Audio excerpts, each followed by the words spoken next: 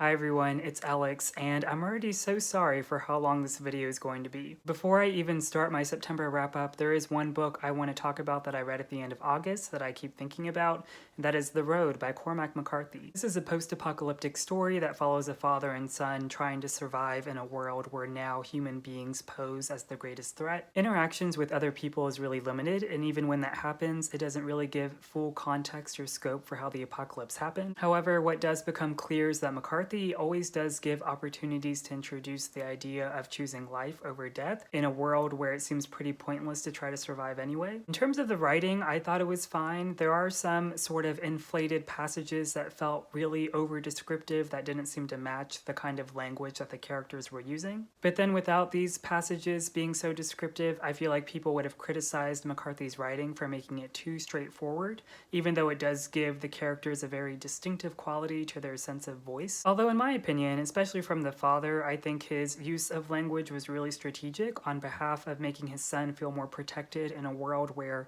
clearly your physical safety is of concern, but also your mental health. For example, there are some scenes in here that are quite visually memorable, I will say, and that can be very mentally scarring for someone, especially so young. So I really liked this idea of physical versus mental safety, although there were other themes or sort of touchstones that I feel like McCarthy was trying to talk about that didn't really land on its feet, especially with the idea of theology. Because this story moves so quickly, I think it sacrifices, for me, the sort of active reading experience I was looking for, even though it did make me think about so many things after reading the book. So moving on to my September wrap-up, the first book I want to talk about is My Life in Middlemarch by Rebecca Mead. Reading this book is actually what inspired me to start rereading Middlemarch now, but this is sort of part memoir on Mead's part and also part biography of George Eliot. Rebecca Mead is a writer for The New Yorker, so you can pretty much immediately tell that it feels like this very intensively researched tone sort of permeates this book, and I think in doing so, Mead's authorial voice kind of gets lost in all the George Eliot facts. There are also some slight spoilers for George Eliot's other works that I sort of stealthily maneuvered myself around, but otherwise, this book I thought was very thoughtful and definitely enthusiastic, so I recommend it to people that are George Eliot fans. Another nonfiction book I want to talk about is 84 Charing Cross Road by Helene Hanff. This is about a series of letters that Hanff wrote to a bookstore in London while she was living in New York, often inquiring about certain books that she wanted to purchase there. What started off as customer requests slowly but surely became correspondence that lasted up to 20 years, and I think that's very much the charm of this book, but I definitely feel like the sort of qualities of this story is quite dated. It's almost painful just how much to know how much Hanff would have enjoyed something like BookTube, and definitely the internet in general, where correspondence like this would have been much easier. 84 Charing Cross Road is actually a nice little segue into the next book I wanted to talk about, and that is By Grand Central Station, I Sat Down and Wept by Elizabeth Smart. I've seen this categorized as a novel, nonfiction, and also poetry, although it's largely inspired by Elizabeth Smart's real life because she actually finds a book at 84 Charing Cross Road about George Barker, and by reading his writing, she falls in love with him. Just like the correspondence in 84 Charing Cross Road, Elizabeth Smart embarks on this journey to correspond with George Barker, although for her it's definitely much more complicated. The charm in this book is definitely less about the correspondence taking place and more getting swept up in this character's idea of mirroring her feelings in her writing about falling in love. And in this frenzy of feeling, our narrator kind of puts out some really poignant things sometimes, trying to unravel not only what it's like to be in love, but why we fall in love. Our narrator writes, "There are no minor facts in life, there is only one tremendous one." The two big moods, I would say, in this book are definitely feelings of desperation and melancholy. It's as if that Elizabeth Smart convinces me that our ability to love is a way of sort of holding ourselves hostage to the risk of falling in love with someone and then blowing our whole conception of what it means to wait for this moment that we might wait our whole lives for. And even then, as we admit our love, there's the obstacle of having that same person love us back, and this book is just full of doom and grandeur and a lot of feeling, so I really liked it. While not overwhelmed by love, I was overwhelmed by another theme in this next book I want to talk about, and that is Teaching a Stone to Talk by Annie Dillard. Like Pilgrim at Tinker Creek by Dillard, this is just another collection of essays that has Dillard ruminating on life, and it's really just an absolute comfort read for me. I always find her essays to have a really nice conversational tone, while also somehow sneaking in there this heightened sense of reaching some sort of spirituality without this sort of theological context. There's one particular essay in this collection that I really loved called A Field of Silence, and silence is one of my favorite themes in literature and just in life, I guess, but there's a moment where Dillard feels very struck and almost mocked by the world. While being struck by this silence, Dillard goes on to say, "There was only silence. It was the silence of matter caught in the act and embarrassed. There were no cells moving, and yet there were cells. I could see the shape of the land, how it lay holding silence. Its poise and its stillness were unendurable, like the ring of the silence you hear in your skull when you're little and notice you're living. Something had unhinged the world. It was as if God had said, 'I am here, but not as you have known me. This is the look of silence and of loneliness unendurable. It too has always been mine, and now will be yours. I was not ready for a life of sorrow, sorrow deriving from knowledge. I could just as well stop at the gate.'" Another text that I read this month that made me think of silence was On Being Ill by Virginia Woolf. This is an essay by Woolf where she talks about how literature seems to always develop in a pattern about talking about the mind, but we don't seem to have a language for talking about illness. In some ways, Virginia Woolf is really struck by this, mainly because illness is something so default or something we all experience, even if it's something as simple as a cold. And yet because of illness, Woolf suggests that there's always this default response of sympathy from others whenever we are sick, even though she says that our human nature is to resist any sense of camaraderie and how ultimately we all live life while being alone. This sort of argument for a procedural response to our emotions and how it might silence other emotions made me think about books I read last month like Goodbye Vitamin and Hot Milk, which both also deal with illness and sort of that exchange between someone being sick and also having a caretaker. And I think in the future I'm going to do a separate video about those two books, keeping this in mind. So now with the theme of illness, this moves on to the next book, or another book I read this month, and that is The Collected Schizophrenias, which are essays by Esme, Weijun, Wang. Ultimately, these essays deal with Wang's journey and progression through her physical and mental health. The essays never try to gauge themselves on any sort of wavelength of normalcy. Instead, they really rely on these pop culture references that readers might understand, like Slender Man, and ultimately how sort of the journalistic parts of these essays rely on these heightened versions of outcomes of being exposed to these specific references. While references like this in these essays are nice, I was always kind of waiting towards the end of the essays where Wang would sort of cycle it back to herself. In particular, I think her stronger essays are the ones that are more about her, including one where she's a camp counselor and then another about her dismissal from university. I was always impressed that Wang never tried to change the essays as some sort of alternative outcome that she wished would have happened. Instead, she talks about sort of these coping mechanisms that she's developed regarding her physical and mental health, like reading books and reading fiction, with a special shout out to Home by Marilyn Robinson, which I love. Overall, I think these essays do a good job at informing people, but also sort of slyly giving this discussion about preemptive versus preventative measures of sort of grappling with our mental and physical health. The next book I want to talk about is Say Nothing by Patrick Radden Keefe. This is a work of nonfiction that documents many events within the span of the Troubles that began in the early 1960s in Northern Ireland. Most notably of these events, and sort of what the book orients around, is this moment where a mother was abducted from her home in front of her children. This is actually the first occurrence we're ever introduced to in this book, and I think it does establish some sort of linearity where Radden Keefe is going with this book, although I didn't really get all of it until like 100 pages through, where I sort of saw the pieces falling into place. However, the writing is so good and so immersive and so generous with understanding the magnitude of the Troubles and its sense of violence and how it affected so many people and caused these internal traumas that clearly haunted people for years to come. This conscious journalism, I think, is really wonderful, especially whenever we follow this family whose mother was abducted, who ends up never being seen again, where we get to know them now as adults in the book as well, and how they're sort of grieving and understanding the troubles as their own form of remembering history as well. I mainly picked up this book because I know a lot of people were reading it as sort of context for Milkman by Anna Burns, so I'm definitely going to reread Milkman soon now that I feel much more informed about that time in history. Finally, now moving on to fiction, I wanted to talk about The Friend by Sigrid Nunez. Simply put, this is a story about a woman whose friend has died and now she has to take care of his dog. Really though, I think this is definitely a story about the difference between loving someone and being in love with someone, and whether or not those feelings can be instinctual or whether or not we can choose that. In a larger sense, I do think this is a book about how we sort of weaponize or always sort of prepare our emotions for the next big thing,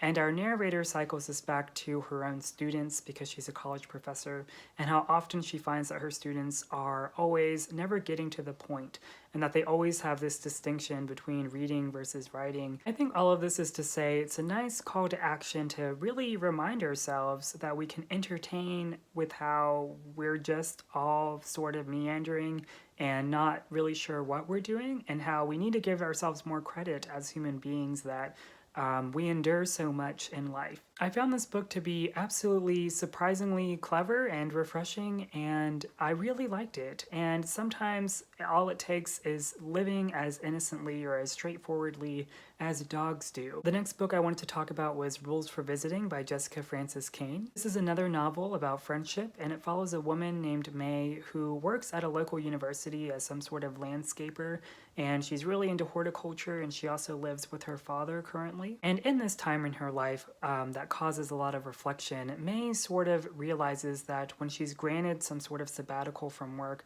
she wonders about her friends that she hasn't really kept up with other than being online. And so she makes this idea to journey out and hang out with her friends, basically. I'm really surprised with how effective I found the plot of this book to be, because I feel like it had everything going for it to be potentially hazardous with booby-trapped cliches that would have really taken it down. When May does go out to visit her friends, her experiences are surprisingly, I found, mundane, but never boring.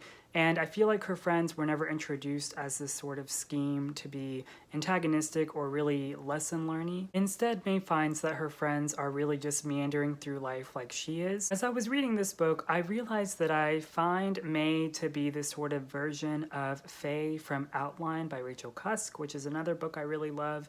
It has the same sort of tone and sense of observation that I really enjoy. Overall, I didn't find Rules for Visiting necessarily like capital L literary, not that it has to be. I think it definitely does feel like a great reinforcement in literature to talk about things like self-discovery and friendship, but again, it's not like feel-good territory either. It does really make you pay attention and realize how May interacts with the people around her and how it's sort of symbolic to her interest in horticulture especially. The next book I wanted to talk about was The Handmaid's Tale by Margaret Atwood. As readers, we're thrown into this dystopia where women are used to bear children. Our link to understanding this world is through a handmaid named Offred, who kind of teases us with the lore of this world by the bulk of the story being her telling us about these events from the past that sort of structure against her own singular present experiences in these chapters called Night. And when we don't have these night chapters, every other chapter it's meant to be understood that any of the handmaids are the ones that are speaking to us. Despite this structure of the book, I do think it is necessary to really give that foundation of the world that we're exposed to. And we do have a developing plotline throughout the book, which leads to the book's ending, which is very uncertain. Although unfortunately,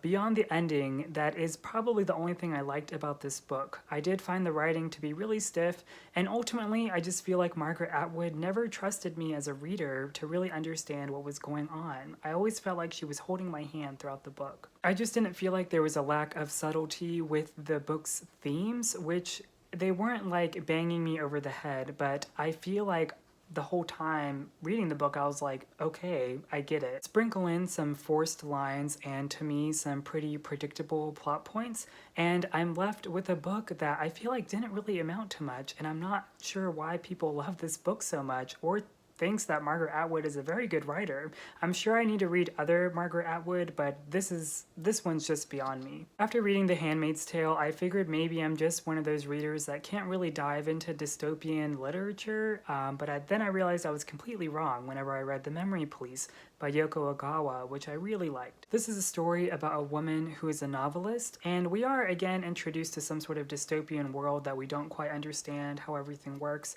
although the novelist does choose to hide her editor in her house away from the tyrannical memory police. As the story progresses, we do understand that somehow the memory police has control of physical and mental disappearances, so any associations with things like roses or maybe our left arm can just be gone as we wake up the next day. The growing uncanniness to this story I think actually works in its favor, because I think it serves as a really nice respite to really realize sort of the dark themes of this book being about things like how people say, live in the present, or how really, when we think about it, every day that passes, it's just more likely that we forget something that we cherish or find sacred as a memory from our past. And this might be hardest for people like our narrator who is a writer, because if you think about it, just the idea of wanting to write a book, choosing to have such a free and big and bold imagination, I think is really saying something about how our memories are our own forms of our imagination,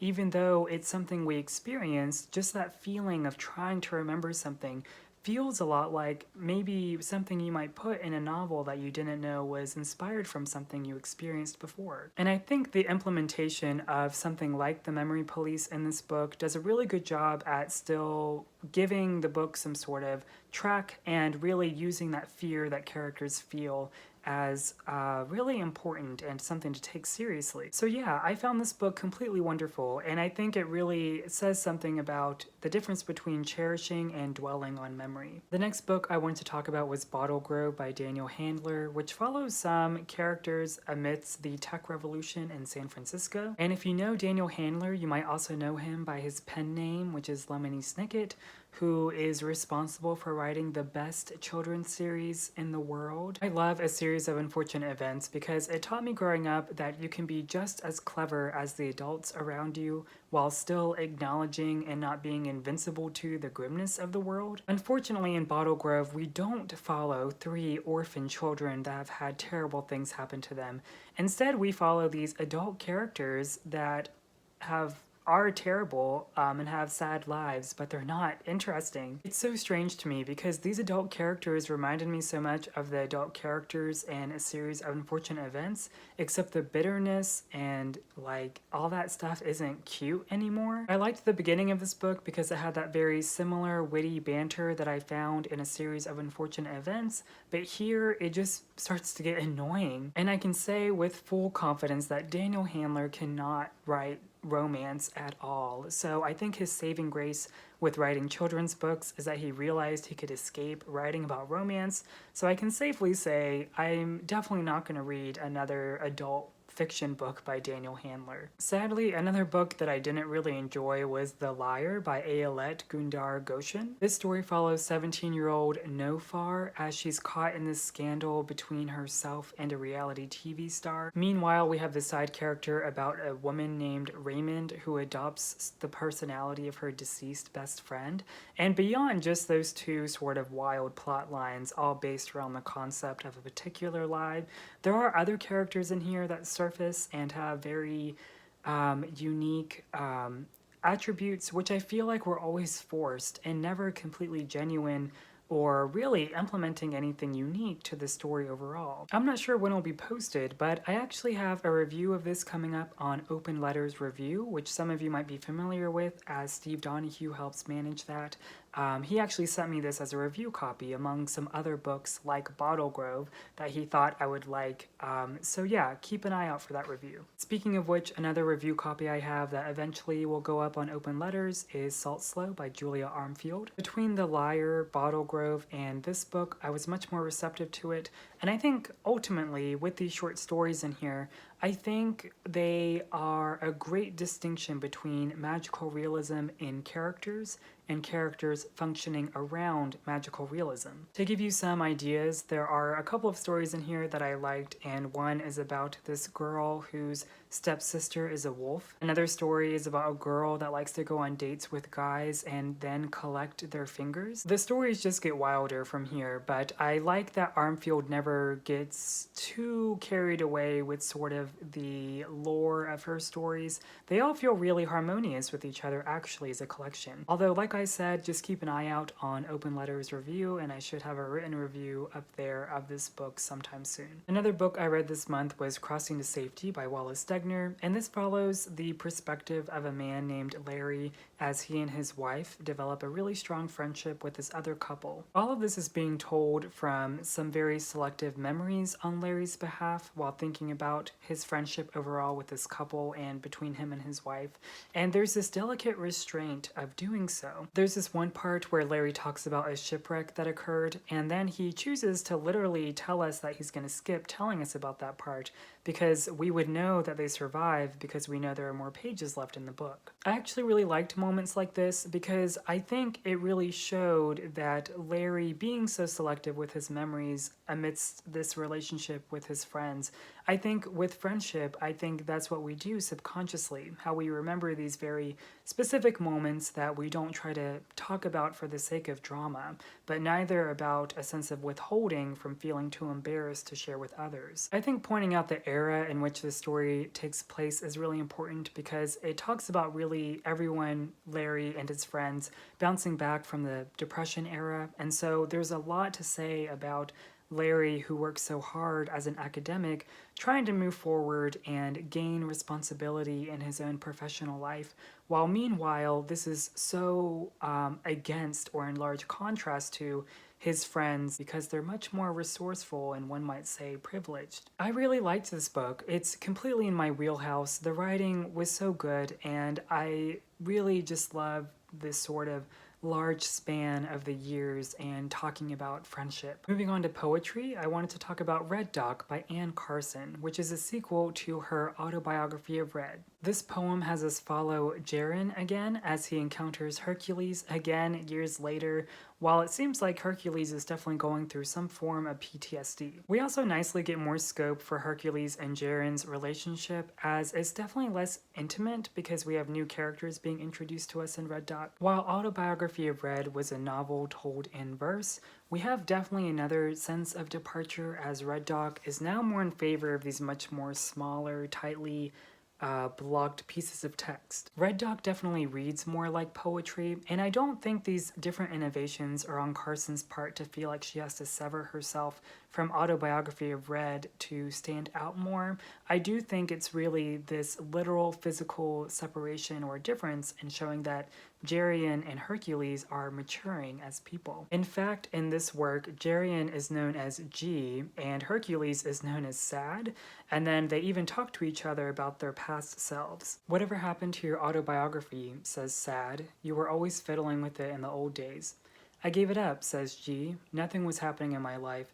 They look at one another and start to laugh. Sound comes cannoning off the walls. It was really nice to be reintroduced to these characters, and I liked getting to know more about them. Although I think Autobiography of Red's still my favorite, I think this certainly reads like a true continuation of that first work. Continuing with Anne Carson, I also read her collection of poetry called Glass, Irony, and God. The Glass essay immediately, which is the first in this collection, I think is absolutely brilliant. It follows this woman who is going through a breakup, but she also visits her mother, and she dwells on Emily Bronte and how she feels like she's turning into her, while also thinking about in literature how people around Emily, like her sister Charlotte, sort of talk about things like Wuthering Heights and also about Emily herself. The sheer amount of loneliness and just emotion that is in the Glass essay I think is so good. Is sometimes even better than how I feel reading things like a novel or short stories or any sense of prose like that. With other things in this collection, there's this poem about Carson traveling throughout Rome, and then other works that you can immediately tell has that Carson signature where she's so inspired by her work as a classicist that she talks about things like Sappho or Greek myths or the politics of gender, and she's so smart. But I sometimes wish I didn't feel like I needed this preliminary sort of research involved with understanding the full scope or context of Carson's writing, but I, as always, really enjoy her enthusiasm for everything that she writes. And now we've reached the final segment of my September wrap-up, and thank God, and that is for ShakeTube. ShakeTube is a September event here on BookTube hosted by Lukash at Totally Pretentious, Steve Donahue, and Jason at Old Blues Chapter and Verse. And really your only requirement is to read Shakespeare, and between Steve, Jason, and Lukash, they each have their own itinerary of what they plan to read this month. And so I thought I would take it upon myself to read at least one play from their selections. So I read Henry VIII, Measure for Measure, Twelfth Night, and Two Gentlemen of Verona, which I believe everyone read for this last week. The only one of these not familiar to me was Measure for Measure, and that turned out actually to be my favorite of these four. It's this completely wild story about sort of the consequences of infidelity or just your sexuality in general, and of course it has all the classic hijinks of Shakespeare, like gender roles, disguises, and a good dose of some humor, I would say. I would definitely classify Measure for Measure as like a dark comedy, although I think it could be read really seriously. The other plays I read felt pretty run-of-the-mill for me, at least with my encounters with Shakespeare in the past. Of course I read like the big name stuff, Hamlet, Macbeth, but I think I've realized with this month that I appreciate Shakespeare, but I don't think he's like really for me. I will say a big part of my experience with reading these plays was also watching any performances I could find of it online at the same time. So I would go to the library and just watch those while reading, and I think it really helped. It definitely helped me feel much more accessed to sort of especially finding the humorous bits that I liked. Unfortunately, I can't go back to the library that I was in, but still, ShakeTube, I think, was a grand success on my part, and I had a lot of fun. So if you made it to this end of my wrap-up, again, I'm so sorry, but really, thanks so much for watching. Please let me know if you've read any of these books. I would love to know what you think, and yeah, thanks so much, and I'll see you next time.